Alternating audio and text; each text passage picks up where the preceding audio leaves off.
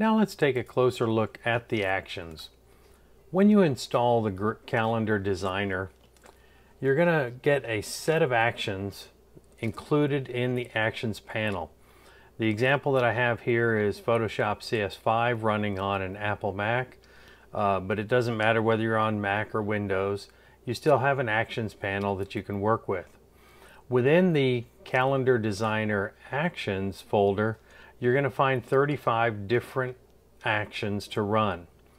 If you'll notice at the very top, the top 12 actions show you 8.5 by 11 calendars, and it shows you 8.5 by 11-01, 02, and that is for each of the months. So if you want a January calendar, you're going to use the 01 calendar. You'll also see that there's an 8.5 by 11 yearly calendar, and then there's a finish action for the 8.5 by 11 monthly calendar that changes the color banner. We're going to cover that in a different video. You'll see that there are two 5 by 7 year calendars, and here you'll see that it says image P or image L, and that's whether you want a design that has a landscape or a portrait image. You're going to find 4 quarterly calendars for the first, second, third, and fourth quarter of the year. You'll also find 2-month calendars, and there are 6 of those, one that includes January, February, March, April, and so forth. Below those, you'll see a lot of finish actions, and the finish actions are for the 5 by 7s, and these are what I call flourishes.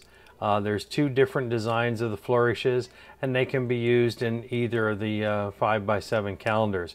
And again, there will be a tutorial on those.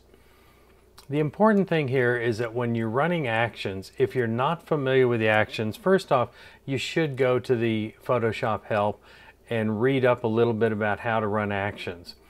But the important thing is you do not want to change any of the options here in the Actions panel. Do not click on this little red box or the check mark. The red box is what's called a modal command, and you'll change how it works, and you'll find out that you won't be able to crop the image or anything like that. If the action opens up, you can see inside all the different steps to the action, and again, you do not want to change any of these check marks or anything like that, because the actions really won't run properly after that. If you're not familiar with actions, one thing you may want to do is at the very top corner of your actions panel, you're going to find a drop-down menu. You can click on that and go into what's called button mode. And in button mode, you'll see all of the actions listed.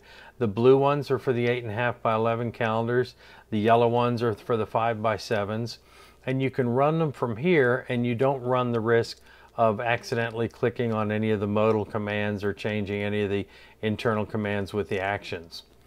Now, if you're a little more adventurous, I do suggest you take some of these actions, make copies of them, and then go in and try and see how the actions work. It's a good way to learn how to use actions and how they work with Photoshop. However you run it, if something does happen to the actions, you're going to find that the actions file is installed with all the templates. And on the website you can see for your particular machine, whether it's Windows or Mac, the exact directory for that.